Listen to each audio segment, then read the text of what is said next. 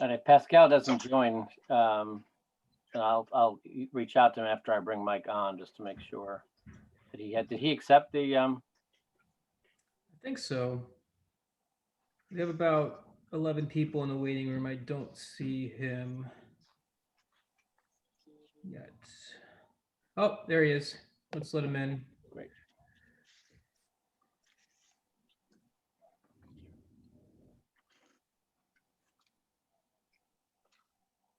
He should be in, Ken. Okay. Hello, everyone. Hello, hello. Good afternoon.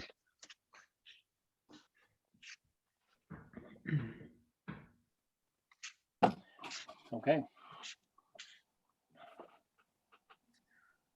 Okay, so we have about 2 minutes here. At 2 o'clock, I'll just let everyone know I'll start letting people in and let everyone know we'll be starting shortly.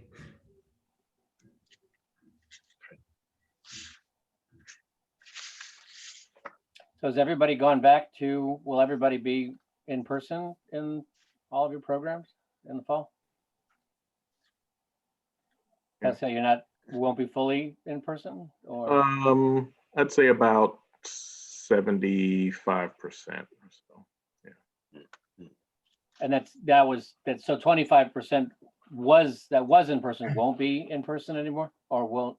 Well, yeah, we've been fully remote this entire year, but our provost is pushing to get back, the brick and mortar programs to be back face to face as much as possible. But we'll probably, in our program, we'll probably still have a few that will be doing it remotely, just because of the nature of our graduate student schedules. I'm going to start letting people in, just so you guys know. It's 1:59 and a little bit after that, so everyone will be able to hear us now. So. Yeah, it will be interesting to see how things evolve and how programs adjust to what from where they were to what we were last year to now what we will be in the coming year. It'll be interesting.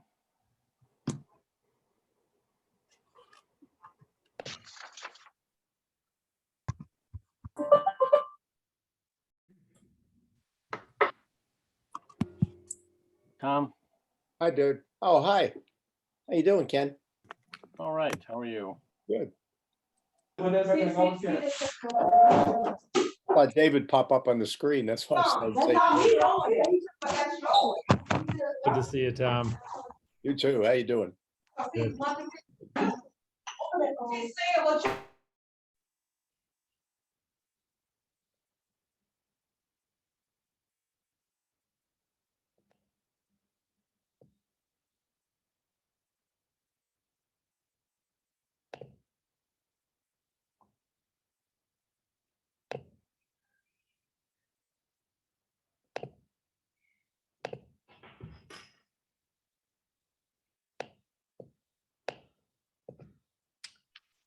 Hey everyone, it's 2 o'clock here, actually 2:01. So we're going to go ahead and get started. I've muted everyone who's not a panelist. If you're a panelist, you may need to unmute yourself. So I'll turn it over to our CEO here at School Sims, Ken Spiro. Thank you, Brian, and welcome everyone. It is very excited to have you here today, that you could join us for this session. We're very excited to run this session, to have the opportunity to connect with this wonderful panel to discuss both what the work that's being done relative to preparing sitting and aspiring leaders in our schools, and also to being able to reflect on how simulations and school sims are playing out in some of those programs. I really just wanted to take one moment to introduce who will be leading our panel, Dr. Michael Johanek from the University of Pennsylvania, who heads up the mid-career program as well as some other elements within the program there. And he was my partner in crime, if you will, as co-founder of this concept, which was Ed Leadership Sims and now School Sims. And this was a journey that began for us, I guess, probably around 13 or 14 years ago. I was teaching as an outside faculty in another program being offered by the Graduate School of Ed at Penn and Wharton. And I was teaching the ideas that I call experience design and simulation technology, as I've been doing simulations now for over 30 years. And was introduced to Mike, and I told him what I was doing in sim and leadership development and really focusing on the idea of harnessing experience. And he shared with me what he called the silent crisis of leadership in K-12. And for those of you who remember commercials back in the 70s, it was the Reese's Peanut Butter Cup commercial, two great tastes that taste great together. And Mike and I hit it off, and really just real meeting of the minds. It did take a while to finally manifest into a product, but it was a wonderful partnership, a manifestation of theory into practice, where we not only obviously designed experiences, but the source of the experiences were from the field to keep that authenticity, working with students in the mid-career program so that we could actually harness the experiences to be inspired by real life for that authenticity, and to have them manifest in a way that could be experienced in the field, so that we could build upon the idea that experience is the best teacher. And one of our shared areas of passion was really to unpack, if you will, the black box of decision-making that school leaders experience. How does one go about making decisions? And this is even more important now, as we've seen over the last year with decision-making in the pandemic. There was an article in Ed Week recently, making decisions is harder than ever, how district leaders can manage tough calls.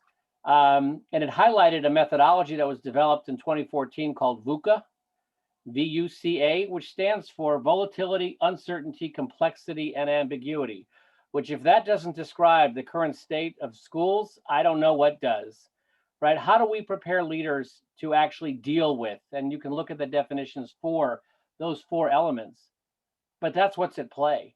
And we've got to be comfortable with the idea of not having the answers, but still needing to make decisions. And that's a challenge that we believe simulation can uniquely help. And so we're here to talk about today is how in different ways the modality, the tool can be utilized in concert with the plans and programs that are being done by some of the leading ed leadership programs in some of the schools that are represented here, including, as you can see, George Mason, University of South Dakota, Purdue, and Virginia State. And we will also be joined at the end by the Dean of the College of Ed at Virginia State, Dr. Willis Walter, to talk a little bit about the future before we would, I'll come back and do some closing remarks. But with that in mind, would like to turn it over to Dr. Michael Johanek from Penn and have him lead us through the panel discussion. Great. Thank you, Ken. I don't know if I've ever heard you use doctor in front of it. That's a great thing. Anyway, so welcome, everybody. It's great to have you join this. And it really is, as Ken indicated, something that's been the fruition of a number of years of working on this. Frankly, I started out as a high school teacher and administrator. Anyway, meandered through various different paths to get to university work, but along the way doing a lot of work in terms of professional development and leadership development. And a persistent challenge was always we could get folks up to speed on knowledge, skills, dispositions, all sorts of good things. But it was in the moment when people had to make decisions on the ground that it was the real challenge, and often a career-ending challenge for some. And so how do we actually get closer and closer to practice? And so this is why that conversation with Ken was so appealing.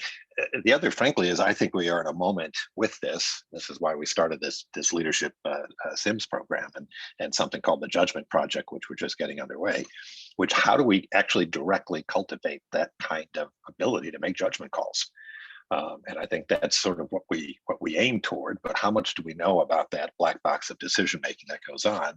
Simulation, it seems to me, just provide a huge opportunity for higher ed to learn a whole lot more about what actually happens. What are the actual patterns of decision making? What are the things that correlate to it, and so forth? So all of which could lead to a wonderfully abstract and theoretical and deadly conversation on a May afternoon, where if you're like me, you're also racing toward the end of the term to get some final grading done.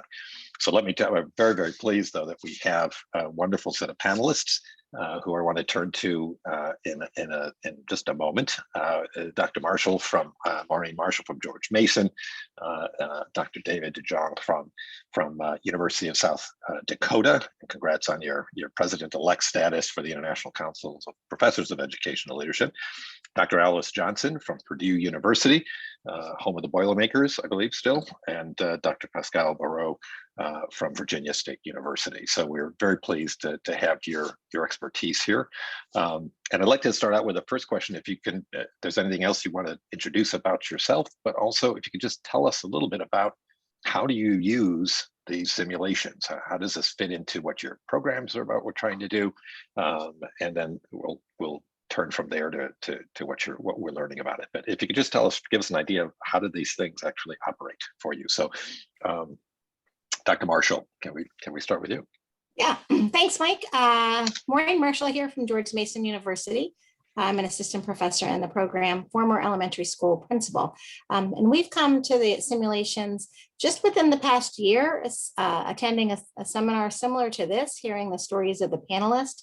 And we started this year using them both in our PhD programs and our master's programs, both synchronous and asynchronous learning. And we found that, as you said, Mike, that judgment and that decision-making and the quick decision-making, I think that's what makes these simulations pretty interesting, is that, you know, as a former principal, it does represent real life. There are things that happen and they interrupt your decision-making, and there's not a path that is clear. So we have really we're new to it probably compared to most of the panelists that are here, and have enjoyed just really delving in and giving our students the opportunity to try and do, as opposed to just read and imagine.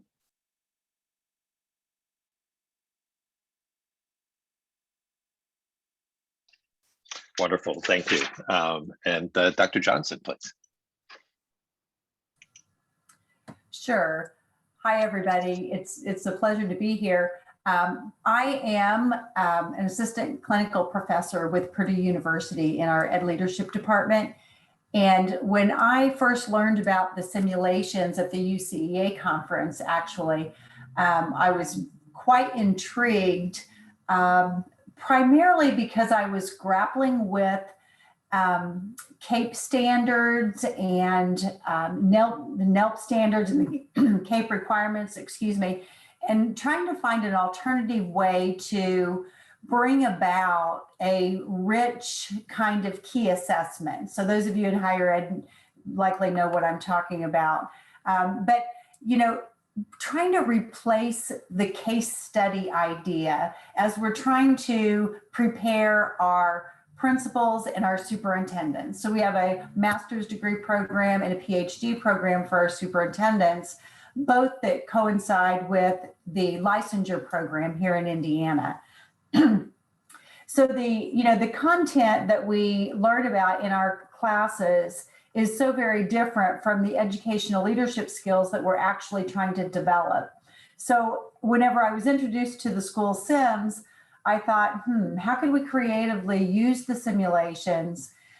So we got the sims on a trial basis to use last year, and the students just blossomed. I mean, they couldn't believe how real the simulations were. So this year, after we used our trial, I took all of the simulations that are available, which are numerous, and I divided them into somewhat of topics and correlated them to all of our different courses in both our principal leadership program and our superintendent program. And, you know, making sure that we're not doubling up, you know, where students are going to experience the same simulations, but we use them as a case study approach. And it just provides such a rich experience for all of the students. Most of the students now use it as a part of their internship, and they run through the simulations with their mentors. And it has really brought about rich discussion between the mentor and the students. And it's improved some school policies and a few examples that my students have shared with me. In addition to that, I usually, even though we are hybrid and the middle weeks are typically mostly online, I do host a war room chat for about 45 minutes once a week. And those war room chats have been centered around discussions about the simulations, both content-wise and the actual decision-making process. Because while most of what you're going to hear today is about really that simulation helps you with the decision-making process, the content that's embedded in there really helps springboard discussion around the content of each of those simulations. And what my students tell me, whether they are, still teachers getting ready to be in the principal seat, or if they're current principals moving into the superintendent seat, they've all mentioned the development in their own practice and their own minds. Like they just get this paradigm shift of realizing there are no correct answers when you're making decisions through these simulations. There's better answers than others, but there's just no correct answers. And having those simulations helps you get comfortable with that. And it's a real paradigm shift for people because, we always think we're alone and like, well, I wouldn't have had those alternative consequences come at me if I would have known better. Well, that's just not the nature of leadership. So the paradigm shift comes with realizing this is what we all experience, and this is just a part of the job of leadership. The other thing that has been super powerful has been really driving home systems thinking. And I'd like to elaborate on this just a bit because my students just for the second time took the Nassp Diagnostic of Educational Leadership. It's a really cool diagnostic that shows where their educational leadership skills are. And it really hones in on the systems thinking and layers of complexity. And these simulations really prepared the students for that exam. And I've had students say that it prepared them for their state exam too, because you have to think in those layers of complexity. So, and like others have mentioned, the simulations really promote the realization that for every yes, there is also a no or two, and you have to constantly be thinking about trade-offs.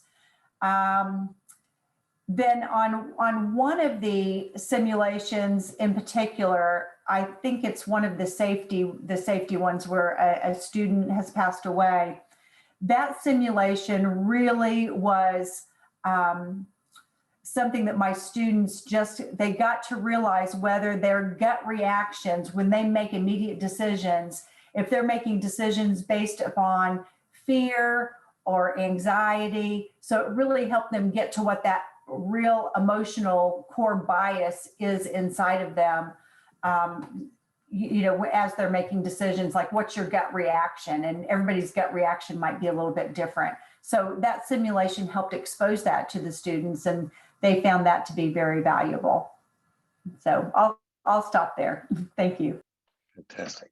Thank you, Alice and Maureen. And you both got us starting on a number of things that we can pick up in a moment. Dr. DeJong from South Dakota. We're just moving east to west, as you notice. We'll come back east in a moment, but we're just trying to, in case those of you were following at home, playing at home on the geography board. David. Thank you very much. My name is David DeYoung, and I am the chair of the Division of Educational Leadership at the University of South Dakota. And there are a lot of familiar faces on this webinar and a lot of friends that I see out here. So good to see you all. What happened about 5.5 years ago, I stumbled across these simulations at the UCEA conference in San Diego. And in just 10 minutes, I was like, okay, this is the best tool out there for current and aspiring leaders. I knew it the moment I saw it. And I started, I contacted Ken and other members of the School Sims team and just started using them and playing around with them. And the more I used them, the more I loved them. And when I started, just 5.5 years ago, there were 14 simulations in the library, and now there are over 30. And in the last 5.5 years, I've literally facilitated hundreds of these simulations to thousands of school leaders across the entire United States. And I try, school sims kind of gave me the freedom, especially early on, to try different ways to facilitate them. I believe I was the first professor in the world to start using them in an asynchronous class, and kind of fine tune that process. And I'm willing to share anything that I've learned. And I really have a heart and a passion to encourage other ed leadership programs to use the simulations and kind of use them in different ways that work best for you. So I have nothing but good things to say about school sims, and I'll answer more questions when we get to the panel session. But I just want to encourage people to keep using the sims. Fantastic. Thank you, David. And now returning back east, Dr. Barreau, Virginia State University. Well, good afternoon, everyone. Pascal Barreau, Assistant Professor of Administration and Supervision MED programs at Virginia State University. Today, I'm actually highlighting our Administration and Supervision Pre-K-12 licensure, which is primarily the program that we use, the SIMS, but we also have an organizational leadership non-licensure program, as well as, excuse me, as well as two EDD doctoral level programs, one online and one brick and mortar program as well. So it's pretty interesting. I'm pretty excited to be asked to participate on this panel because at VSU we have quite a few things going on.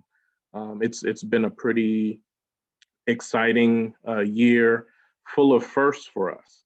Even though the program itself, the MED program, is not new in and of itself, we have just recently gone through and still are going through a redesign of our MED program, which we've been involved in with our district partners, 3 of our district partners in the VDOE over the last 4 years. And so that's been an exciting process. And what we've done, just very quickly, the slide that you see in front of you is we've redesigned our program to kind of infuse all of the core values that you see in front of you, this cultural responsiveness, trauma-informed care, valuing diversity and inclusion, and also these core competencies of instructional leadership, organizational leadership, as well as transformational leadership. And we did this in the Wallace, with help of the Wallace grant, where we looked at the Wallace research and the 5 pivotal problems of practice. So shaping a vision, creating climate hospitable to education, cultivating leadership, improving instruction, and managing people. So if you look at D, improving instruction, that is really where our use of the SIMS has been introduced for the most part. So we just launched this redesign program right in the middle of the pandemic. And so our first cohort started in the fall of 2020, and we brought in a second cohort in the spring of 2021. And so as we were looking at all of these aspects of the program and what we've been talking about over the last 4 years to enhance the program and make sure that our candidates were getting all of the experiences that were necessary to be able to really hit the ground running as aspiring leaders.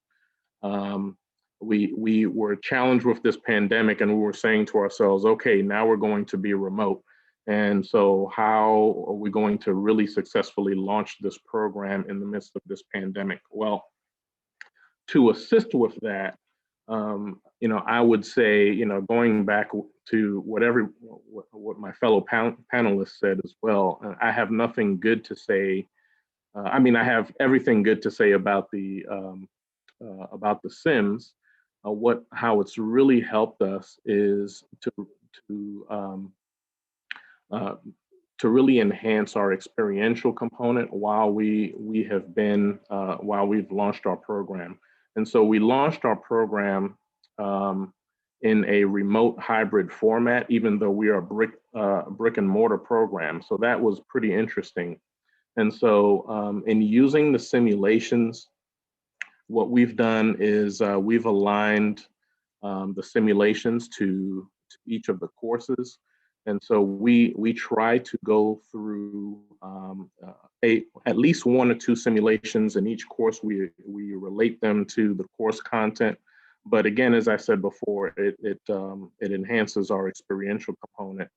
And there's nothing like having the candidates for the first time kind of sit in the seat of a principal and be faced with these issues that the simulations have present to us.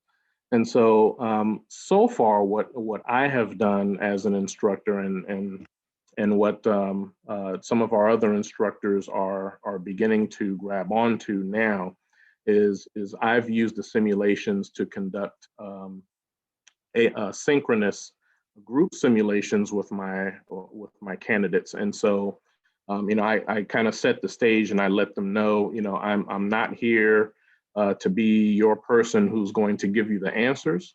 In fact, there are no right answers. This is really to develop your thinking and processing skills through this issue. And so, as we've begun the simulations, I'll control it. They'll go through the processes, and the other thing that's been really interesting because we've gone remote is being able to interface the simulations with the tools that are at our disposal. So we've been using Zoom as we are here, and so with the tools of the Zoom, we've had to interface how to best give our candidates a good experience using the Sims. And so we'll get to the question points and I'll send them out into discussion groups. And the benefit of that is they really get to talk to each other, they get to discuss, they get to look at the details, and they get to hear different perspectives of their peers, which they may not have thought of themselves individually. So they'll come back, and then I'll give them a few minutes to discuss that. We'll come back into a group, and then they'll share out, what their answers might be. And as if you know anything about the simulations, they have to come to a consensus. If you're doing it as a group, you have to come to a consensus on a choice. And so if it's unanimous, it's pretty easy. I select the one that the majority of the group is interested in, and then we proceed that way. But if it's kind of split down the middle, I might throw up a poll and see where the numbers lie, and then I'll go with the choices then. So, it's been a really interesting process. I've gotten feedback from our candidates that they enjoy them, and that it really developing them as leaders. It really gives them an opportunity to really understand what it, to a certain extent, what it actually will be like sitting in the seat of a principal. So that's some of the feedback I've gotten as well.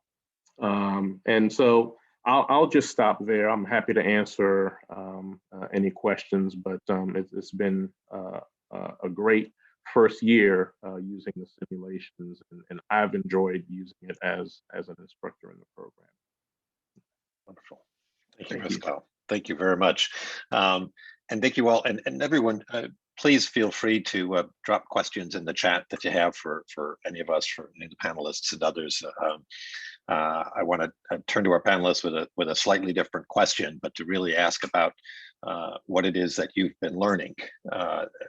You are all doing this work, going back to, well, principal days, Maureen, to other kinds of, been doing this kind of work and developing leaders and developing others within your current institutions without Sims, and you're doing them now with Sims. What does one learn about the process? What is it that we're unpacking as we do this? One of the things I remember early on was that we were presenting a sim to an audience, and it took us about an hour and 15 minutes on the first decision point, because it had to do with all sorts of questions of organizational culture and context that arose. And it struck me that there was something else going on here, that we were learning in a different mode, and I was learning more about how these individuals were developing and how they saw their leadership. So I'll start with you, Maureen, but I wanted to sort of open to any of the panelists in terms of helping us understand what it is that you're learning about preparing folks. What are trade-offs? What are aspects maybe even about this elusive thing of judgment that we're trying to get at, as to what you think you're learning along the way so far? Maureen? Sure, thanks, Mike. I would say that stress is something that you can't recreate when you're reading a case study or when you're reading an article or when you're talking about something out of a textbook, but these simulations create stress, which is great for our students because we always want to keep them safe. Even in their internship, they're in safe environments, they're having safe experiences, but in the simulations, it's not safe. And I just finished one this weekend. I think that stress is on the mind because everybody who wrote about it talked about how literally they were really stressed out, but it was a good type of stress for them to feel because I would rather have them feel it in my classes and in our program than the first time that they have a parent yell at them across the desk or on a phone call or have the news show up on their doorstep. And so I think that comes to mind as a major turning point for the students because it's the first time that they've experienced stress while they're learning and had to process through it and had to work their way through it. I think the second part is collaboration. As Pascal said, we have them work in teams to make these decisions, and it's also to bring to light how having partners that have different thoughts than you is really important in the role of leading a school. When they all have the same agreement, they realize, wait, this isn't good. And so when we talk about diversifying your thoughts, diversifying your leadership team, that has really been a second major point that our students have come to really appreciate when they're working in teams. And so I'd say those two have been our highlights and have been really things that you can't get anywhere else. Invite others. Alice, that sounds a little bit like some of the gut reaction you said you were also dealing with. Yeah, along with that gut reaction piece, one of the things that I think my students really valued is understanding that no matter what decisions that you make, or as you're working through the simulations, there's generally going to be somebody who's not happy with that decision, or, hey, what about me? Or, looking at how a school board might view one topic versus the parent or parents that are on both sides of an issue. So realizing that you are not only the decision maker, you are also the facilitator of communication amongst all of these people. Like, there's several simulations where people are at odds with each other. And while it's not necessarily your job as the principal to say one person's right and one person's wrong, you come to the realization beyond the simulation that it's your role to facilitate collaboration amongst everybody else, not just collaboration between yourself and somebody else, but really building teams of a trust culture amongst each other. Mm-hmm, mm-hmm. Yeah, building off what some of my colleagues are talking about, one thing that I've really learned is that these simulations work quite well asynchronously. When I started using them, I used them for maybe over a year synchronously, and it's just a no-brainer, slam dunk. Each sim takes about an hour to go through synchronously, but I started using them in a fully online asynchronous course. And what I realized is the school leaders, they were in our principal program or our superintendent program. they would come to my discussion boards and they would say, I went through the simulation 3 or 4 times. And I thought to myself, all right, I have them hooked because we have a bunch of time bankrupt school leaders that have a full-time job and trying to get graduate school done at night. And they explained that they went through it multiple times just to learn what would happen, and they would write, even if I would never make that decision in real life. And what that told me was, I mean, I thought that was really insightful that that people were writing that over and over and over, because what I experienced synchronously, like when we were in the same room, people would only answer in a way where they didn't want to look like a fool in front of their peers. That's just that, that's how they answer. But then asynchronously, they'd start the sim over and they'd be like, I wonder what would happen if I would have chosen this. Now, there's incredible learning that happens when a leader chooses a path that they might not choose in real life. There's a lot of learning from that, what could happen. So what they're doing is they're giving themselves 3 or 4 different experiences, sometimes with ramifications, but in a safe environment. So that way, when they went out back to their building or their school district, they certainly felt more confident as a leader. So they're willing to take risks. And I just got IRB approval at my university to do a research study on all of these posts that they've done. So there's 658 simulations that the school leaders in my class have taken over the last 5 years. So I've been skimming through them. The first thing I noticed is their first sentence, they always write about some emotion that they just experienced asynchronously. So Maureen was touching on this as well. They'll say, like, I had a pit in my stomach the entire time I was going through this simulation. Or they'll write, like, this was all too real. It happened to me last week and it's kind of freaky that I just, experienced this. So they're very relevant. And, I've just learned that there are huge advantages to leading simulations asynchronously in your courses. I'll jump in and say, just kind of, I'll ditto what David just said about what we call them at VSU is our alternate endings. And so we've gotten through a simulation one time through, and if we've had time at the end of class, my students will ask me, hey, what if about a third of the class chose this answer? So what would have happened if we would have chosen this answer? So I'll go back through and we'll do it together as a group, and then they'll see kind of what happens. And that's pretty interesting. But what I've found also, just kind of piggybacking on everybody else, is the Sims have made the conversations in class pretty organic. And so, while, the Sim kind of takes you through a lockstep, if you will, depending on what your choices are, what I've found is our candidates are not afraid to necessarily challenge the Sims and the responses. And so, I'll get, in the discussion with our group, I'll get, well, I think I would have done A and C. I think that would have been the better way to go about it.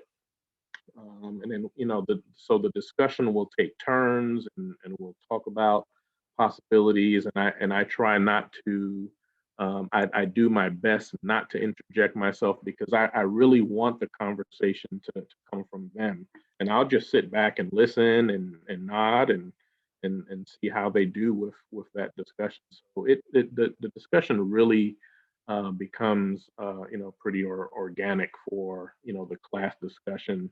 It becomes real-time experiences. It's not just a theory model where I'm just providing examples. So and I've had one last example. I've had situations where just like David said, again, I've had students that said, yeah, I just experienced this, or I just saw this happen in my building. And I can't believe here we are talking about it. So this is great. This is fantastic. So that feedback continually comes as a great tool. Oh, thank you. No, thank you each for those. It's always impressed me, or maybe not, maybe it's depressed me, or wondered why, if we had a surgeon come into our surgery and say, oh, this is interesting, it'll be the first time I'll be doing this, we would roll off that table and find somebody else, but as you say, that you can have that first experience of the parent who's gone sideways on you, or a board meeting that's not ending up in the right, and you need to sort of have that feeling and deal with it coming up, and anticipate it and so forth, and learn how to navigate that. It just seems such an important area. In all of this, it sounds like, and again, I love the distinction in the conversation here between both the asynchronous and the synchronous, and the different things one learns, the different affordances that each of those allow, whether in terms of perhaps more risk taking in an asynchronous, but also in terms of also in terms of individual and group, as to how people do that, in terms of what it is that you can learn from the group, what you can also learn about the individual in terms of their experimentation. I want to sort of, with all of this, as you all have been doing this work, one of the things that I was very grateful for Ken and Brian for putting this thing on was to begin this conversation of not just what we learn, but where do we take this kind of work next? Because it seems to me it does have a chance to shift how we think about preparing leaders. As well as the kind of ongoing research, David, you mentioned, in terms of our ability to continually learn more about that process. What's next? What are the things that we ought to be most thinking about as we integrate SIMS into these preparations? What's the most exciting sort of next frontier, if you will, for us to be developing with this kind of modality? And I'll just open up to anybody in no particular order. So.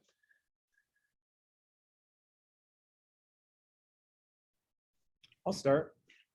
One thing that I'd love to see happen next is programs that are using school SIMS to begin working together to have our aspiring leaders or our current leaders experience simulations together.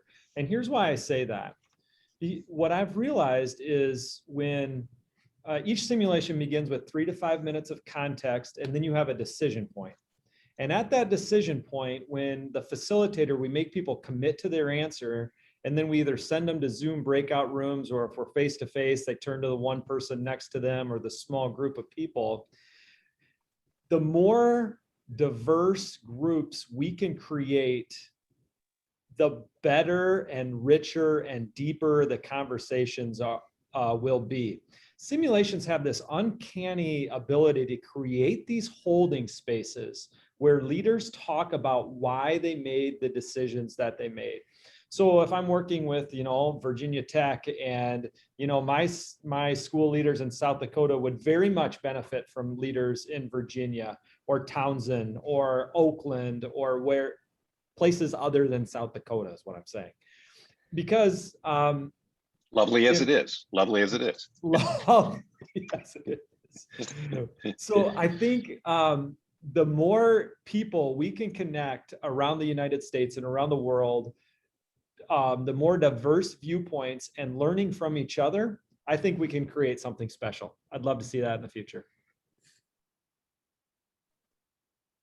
Great, thanks.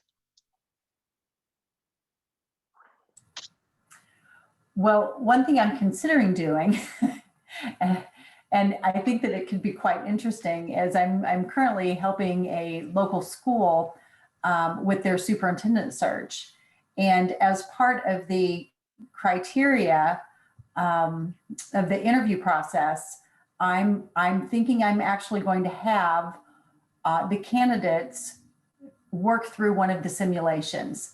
And there's places where you can type in your input into the simulation, and then you get a feedback report. I'm considering that, but I think that you could get some very rich information using simulations, school districts using simulations as part of their interview process, and certainly as part of their professional development training in their schools. interesting to see how people's brains work and how they process through decision making. So I would like to see simulations being expanded to being used in other settings besides just trying to learn to deal with that stress and decision making and putting yourself in a scary yet safe environment to go through some of those trials and tribulations that we do as leaders. We actually instituted that a few years ago. We now use simulations as a part of our application process. As a part of our admissions, all applicants get an interview process, and part of it includes a group simulation, and it gets at both gives a good idea of folks about the kind of spirit of what we're hoping that they do in a cohort-based program, but it also gives them a more realistic input into what it is what that dynamic is like, and gives us a more realistic chance to see individuals instead of what we normally get on electronic forums and such. But yeah, interesting. And I know some others in the field have tried that in K-12 settings as well. But Pascal, Maureen, good thoughts? The next directions? Yes. Well, I think you start to look at every situation like a simulation. And so I would love current leaders to, when you debrief on a situation, thinking about how can we create a simulation from this, because there's learning every day in schools. We're working with students, obviously they're school leaders as well, but that idea of capturing maybe something that's happening in Northern Virginia, that maybe somewhere in South Dakota hasn't hit middle of the country yet, that it would be interesting for folks around the country to experience. And you do start to think about 1, 2, 3, 4, especially as you do these things more. So I would like to kind of capitalize on that and do some work for the middle of the country too.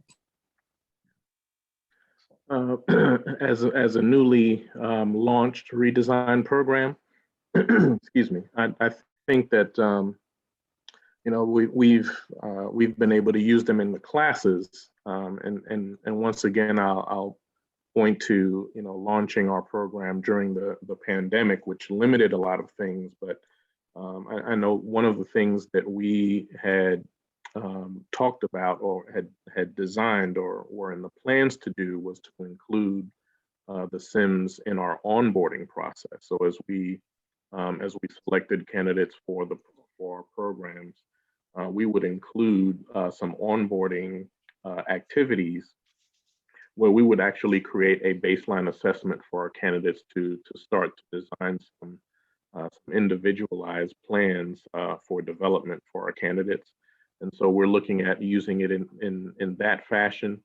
We're also looking at using it as in a lab setting where not just in the classes, but our candidates would be able to come in and do simulations or be able to do the simulations remotely at any time that they wanted to. We're also looking at incorporating the Sims into our residency internship course for the program, and I think that would be, in fact, I did one, a student who we are grandfathering through the program. She's at the tail end. She's not in the redesign, but she is in her internship now. And because she wasn't able to get a lot of experiences because of the pandemic, she reached out to me and said, "Hey, I'm unable to, get experience in this area." And so I was able to find a sim or two to help her, meet those experiences that she needed to acquire through her internship. And so, we're looking at using it through those avenues, but also opening it up to, our partnerships with our district partners and having, once again, to kind of echo one of my colleagues, having sitting administrators come in and using the Sims as well, and having us as kind of a center for professional development. So, I think the possibilities are pretty endless with just the Sims tool alone. And so those are some of the areas that we're looking at here at VSU. Very interesting. And I think you mentioned the sort of people taking them online on a regular basis and coming in, also being able to do the simulations. One of the things that strikes me is that with simulations, as soon as Ken and company keep moving these things, expanding the set, is that you're able to sort of you're able to give people experiences that they may or may not get in their internship.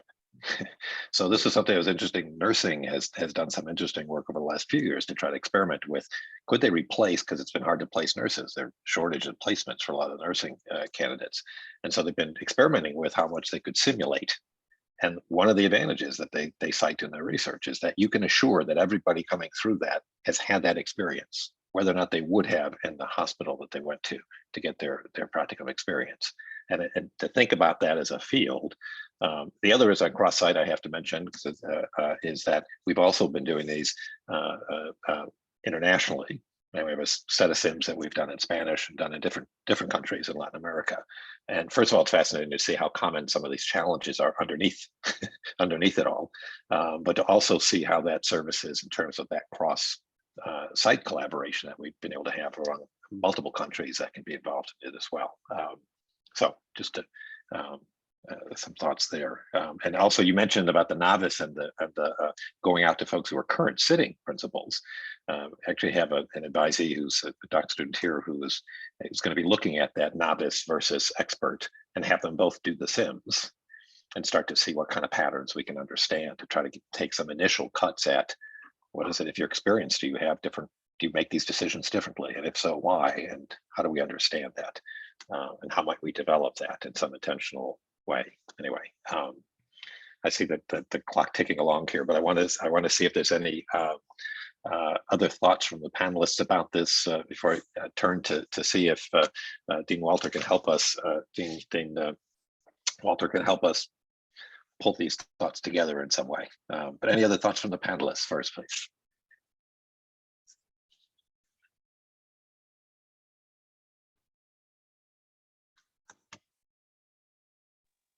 Wonderful. Just make sure I'm doing the proper Zoom pause time for as we go through that. So I want to thank you, and it's a pleasure to introduce Dean Walter. Brings all sorts of experience, like many of our panelists. I think what's wonderful is that it's both a higher ed experience as dean at the College of Ed for Virginia State, but also some lots of years as a teacher, administrator, assistant principal, suburban, rural areas, Florida, Alabama. And so forth. So just a wealth of experiences to this, and we're very glad to have you here. And any thoughts that you may have to help us pull all of this together in some way.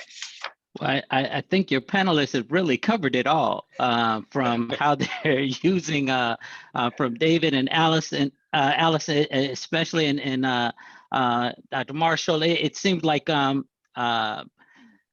many of the institutions are using this in so many, in a variety of different ways. But just to give a sense of how important it is as we start talking post-pandemic and not doing business as usual, when we know the usual didn't work for so many students, did not work for so many leaders. And when we really start having this conversation about who leaders typically select for other leadership roles, they usually fill those roles with someone that's they're very comfortable with, that they already know, that that they have had some interaction with prior, and usually that circle of friends looks a lot like them.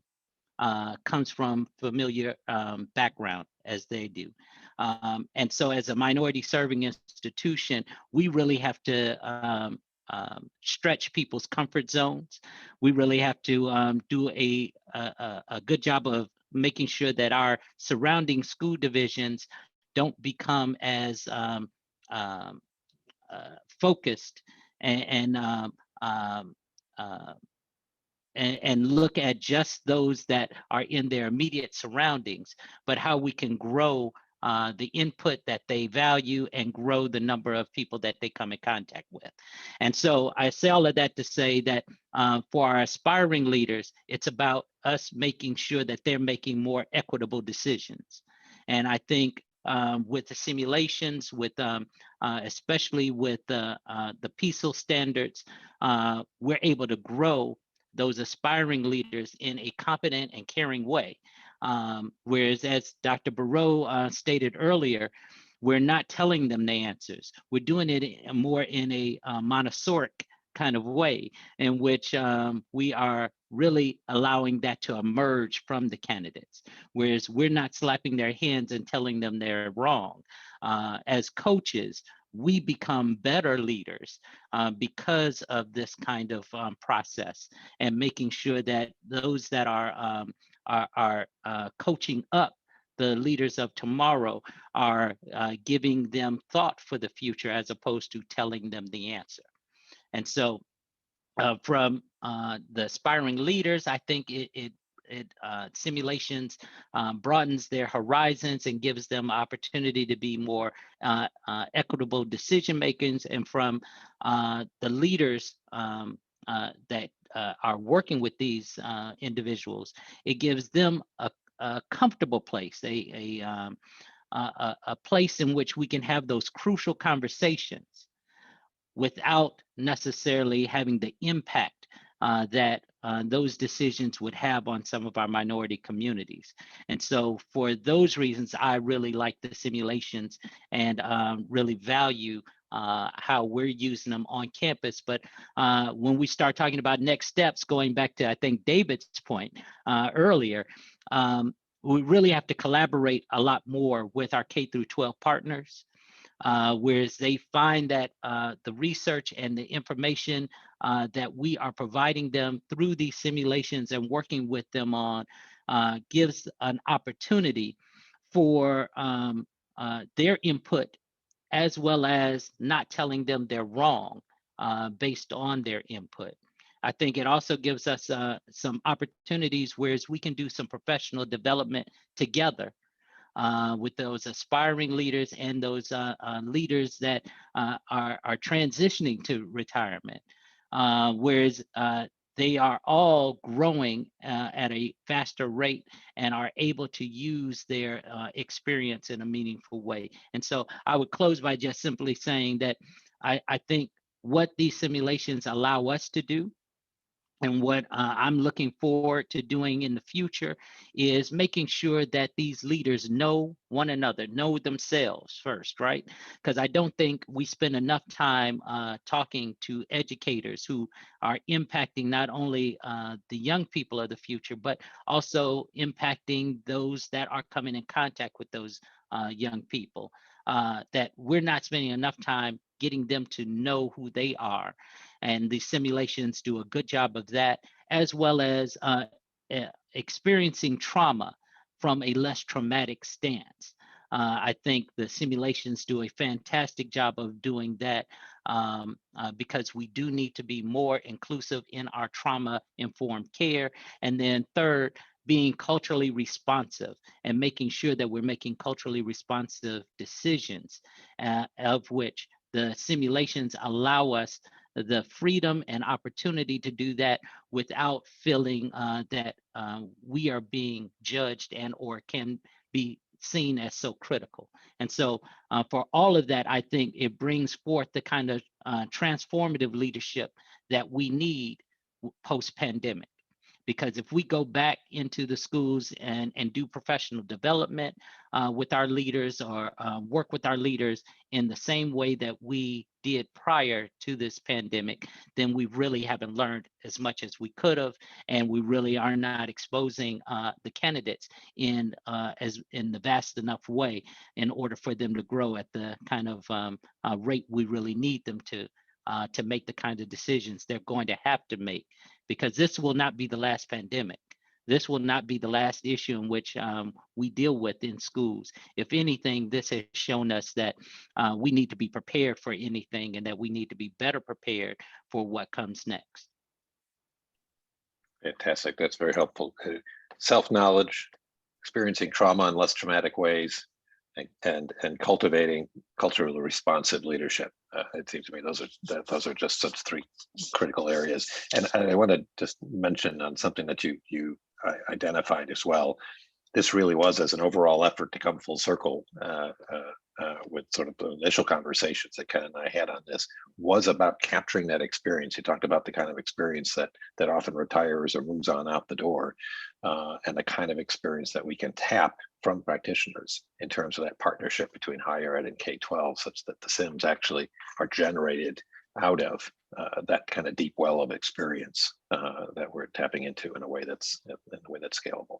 Thank you so much. Thank you so much for those. And Ken, I think I should turn, since your video came on, I think that's the signal, the international Zoom signal to turn the mic back to you. And again, I want to thank Dean Walter, thank our panelists for joining us, and thanks School Sims for putting this on. Ken? Yes, thank you, and thank you, Mike. It is, I hesitated. I just in the end, I know that everybody has, obviously you have your day jobs, you have your afternoon jobs, you have your evening jobs that are probably calling you for your attention. And so we are constrained by that, although I hated to do anything to limit the conversation. It's wonderful to hear from all of you, and we greatly appreciate the opportunity. The wonderful thing about Sims is really just how flexible they are as a modality. You can do what you want with them, depending on what it is you're trying to accomplish. And what I wanted to really quickly do for those of you who have not seen a sim is really just to show you a quick snippet from one. It just to really kind of demonstrate that concept, and to kind of, I think, wrap up a lot of the elements that were discussed by the panelists. This is our simulation called the Disruptive Teacher. It has to do with adult bullying. And it starts out, it does some introduction, as David mentioned, kind of that 5 to 7 minute context setting, because context is important, being situationally aware. But in this context, you are the principal of a middle school, and one of your go-to teachers, Kim Campana, is coming to you right before you're about to go in with her to the meeting of the 6th grade instructional team, for which she will be chairing. And she's a special ed teacher, and the rest of the team will be in this meeting as well, including, as we find out, the bully.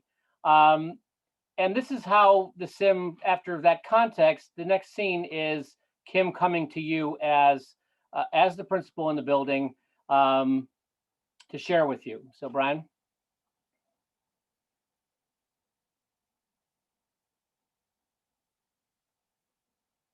Oh, well, generally there would be audio.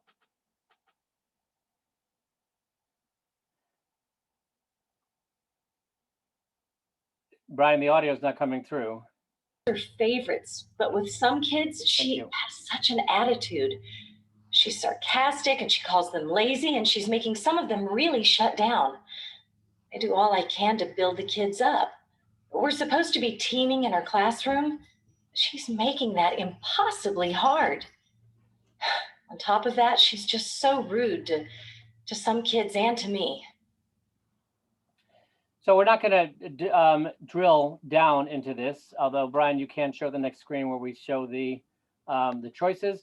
This is she has come to you. She is beside herself. You're about to go into this meeting, and you're going to have to make a choice. And one of the things that we love about this is just the visceral reaction that is provoked when you sit down and watch this. And you know, when we deal with issues, right? If we talk about adult bullying and we say we're going to deal with a program on bullying, right? Then you're all focused on that, right? And we're focused on the content, the framework, the instructional elements that we typically incorporate from a professional development perspective or from a ed leadership program perspective. And yet the challenge is that these things manifest in a very messy way. Right, this is going to come at you in the middle of a day. It's going to come at you where you're not exactly sure, you know, there's 6 other things going on at the same time. And you begin to realize you have to make this decision, but it's embedded in something larger, right? The job. And when you're dealing with her, you begin to see, you may not see it up front, but you begin to see there are broader implications, right? Well, there's the other person, there's the rest of the team. Well, wait a minute, there's the rest of the building, because what climate is being set by this interaction between your team members, and what effect are you going to have on the climate with whatever decisions you make? And it doesn't happen just here with you and with the person in the room. it actually has legs that are going to go beyond. And that's what really needs to be attended to. So we can teach the elements of the framework, the program that you need to, how you approach this, courageous conversations or things along those lines, which are great. But we need to put it into a context where we begin to see that it's not as easy as that. And there are going to be broader implications or trade-offs that we need to consider as we're dealing with them. And on top of that, to what Dean Walters said, we also have the opportunity to uncover bias. Now, in this particular simulation, it happens to be that we have two versions of it. We have the male version and the female version, totally duplicate simulations. But in one case, it's the woman that comes to you, the female teacher, and in the other one, it's a male teacher. We can provoke unconscious bias. What happens if we change the race? What happens if we change the age? What happens if we change any number of things that we can affect just by virtue of the video? We don't have to change anything else about the sim. The only thing that will change is me, right? It's how I react to, and that I am going to have something else, not just the issue. It's never just the issue. There's always other things going on. How I know, do I like this person? Do I not like this person? Do I have some unconscious bias or implicit bias that's at play? Am I having a really, really bad day? Did I wake up and get into a fight with my spouse? Or did I have a difficult interaction with one of my kids? Or who knows? Any of the myriad issues are going on at any particular time that affect our ability to make decisions, and that, unpacking that black box of decision making that we talked about with Mike. These are the things we need to uncover, not to solve them, but to allow them to be processed. And this modality I believe, can uniquely help us to address some of those things. And that's what we're trying to do. And we are looking for, in part of our discussions with VSU and others, looking at other topics, other problems of practice that really need to be captured in, as everybody described, in a safe place. They're not safe issues, but we need to practice them in a safe place, because that's just going to we're not going to get it right, but it makes our ability to make decisions better, or make better decisions, whichever one, because both are good. And so with that in mind, we are delighted to have had you on this webinar. We invite any questions. I realize I've gone past the hour and I apologize for that, but we are interested in your feedback and any questions that you may have. We will stick around in terms of addressing any questions that you have. If you're interested in seeing more simulations, if you haven't seen them yet, or some questions came up relating to how this, I saw one question on how the sims are aligned. Happy to have that conversation further. On our website, you can see how the sims are aligned to both PCEL and the NELP standards. But in terms of how various programs are aligning it to their curricula, we can probably support setting up some conversations accordingly if that's of interest. But if anybody wants to stick around, happy to do that. And otherwise, we'll wish you all a wonderful day. And please feel free to visit us at schoolsims.com. And if you're interested in reaching out, please feel free to let us know, and we'll set up some time to talk directly. Thank you all.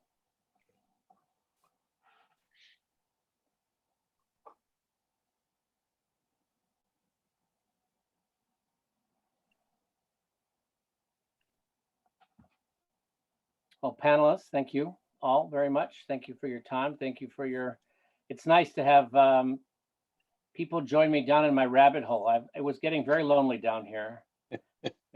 And really that you're experiencing the value of what this modality can provide. It's great to hear, and really appreciated you sharing and trying it out and taking the risk of trying something different, something new, and look forward to our continued partnership. Likewise. It's a pleasure to have some conversation, and I hope it'll be the first of many. Really do look to see what we can keep learning about this. I love, David, the cross-site thing as well. I think if we can do a few of those kinds of things to experiment, I think all of that would be just wonderful, and anxious to hear what you all continue to learn from doing these. And again, it seems that the research opportunities as well, and just ongoing analysis is going to be a powerful guide for us. So thank you all. Hi, guys. Great. Thank you. Thanks. Everybody. Take care. Thank you. Thanks. Great job, Mike. Thank you. Oh, thanks for hosting this. Appreciate this. Yeah, good conversations. I think that went very well. Thank you, everyone. Great. Alice, folks. let me know if you want to set up some time to speak. Would love to do so. And really sorry about the experience that you all had.